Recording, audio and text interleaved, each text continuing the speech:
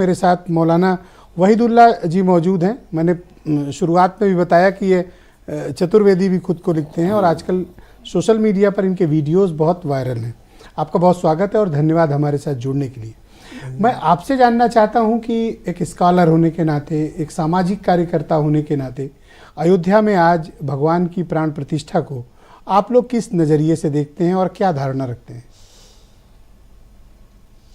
आज जो ये प्रोग्राम हुआ अयोध्या की पावन नगरी में, इससे लोगों की भावनाओं को बहुत सुंदर मैसेज मिला कि राम किसी एक समुदाय के नहीं है, बल्कि राम संसार के जितने लोग हैं सभी के हैं वो, और उनके आचरणों का सभी को पालन करना चाहिए। जो उन्होंने अपनी जीवनी दर्शाई अपने जीवन काल में और जो संदेश उन्होंने पूरे विश्व को दिया, उसमें सबसे सुंदर जो उनका संदेश था जी कि भरी जवानी के वक्त उन्होंने राजमहल को ठोकर मार के और अपने पिता की आज्ञा का पालन किया। ये सबसे बड़े उनके जो है जीवन की अद्भुत कहानी है। और उन्होंने इतनी तपस्याएं झेली और इतना बर्दाश्त किया और इतना अपने को सुंदर तरीके से उन्होंने अपने जीवन को यापन किया। और पिता के आदेश का पालन करने के लिए राजमहल में एक प्रश्न है मेरा इस सिलसिले में, अरे प्लीज, कि क्या राजमहल में या अयोध्या नगरी में, बल्कि पूरे अवध में कोई ऐसी छोटी सी जगह नहीं थी जहां मर्यादा पुरुषोत्तम श्री रामचंद्र जी को उनकी पत्नी के साथ एक छोटी सी कुटिया बना दी जाती कि आप इसे में विराजमान रहिए? ये एक प्रश्न है हमारा। दूसरा प्रश्न ये है कि मर्यादा पुरुषोत्तम श्री राम जी पैदा हुए हैं कि प्रकट हुए हैं? ये दूसरा प्रश्न है। इस सिलसिले में हम निवेदन करेंगे बड़े अदब से कि अगर आप लोगों के दिल में कोई बात आती है। प्रकट हुए हैं। और जो आपने सीता और राम की मंदिर के बारे में चर्चा की है जी, तो जो आज आपने राम मंदिर की प्रतिष्ठा देखी है वो भगवान राम के बाल रूप का वहाँ पे हुआ है, 5 वर्ष के भगवान राम का जी। और जिनको हम रामलला कहते थे, रामलला विराजमान, वो बालक के रूप में उनकी प्रतिष्ठा हुई है।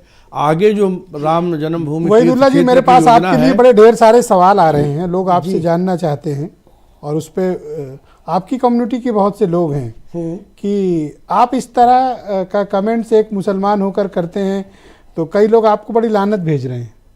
भेजने दीजिए, कोई फर्क नहीं पड़ता। ऐसा क्यों? उनके लानत भेजने से कुछ, वो उनके ज्ञान की कमी है। वो अगर जानते होते तो आप उन पर प्रकाश डालिए थोड़ा। उन पर यह प्रकाश डालना जरूरी है कि हम सब एक ही माता पिता के संतान हैं, कोई एक दूसरे से अलग नहीं है। एक ही जोड़ा स्वर्ग से आया था, मनु शत्रुपा। उन्हीं को हम एडम यू कह ले, मनु शत्रुपा कह ले, आदम हवा कह ले, शिव पार्वती कह ले।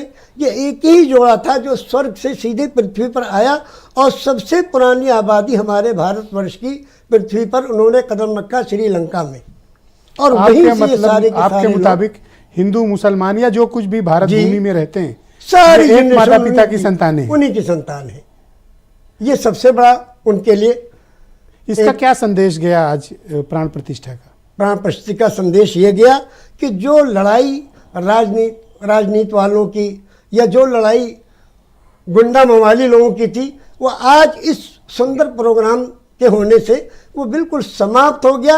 एक सुंदर शुभ संदेश पूरे दुनिया भर को मिला। आप समाज में वो सद्भाव जागृत होगा, जागृत होगा, जिसकी अपेक्षा होना करते चाहिए, हैं। होना चाहिए। अब कोई किसी के पास मुद्दा नहीं रहा, किस बात पे लड़ोगे भाई?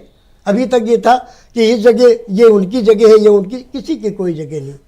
प्रभु ने जिसके हिस्से में जो जगह लिखी थी उसको वो जगह मिली। कई लोग आपको बड़ी गालियां निकाल रहे हैं, कह रहे हैं जो अपनी कौम का नहीं हुआ वो आपका कैसे होगा? नहीं तो वो निकालने, ऐसा क्यों कहते हैं लोग?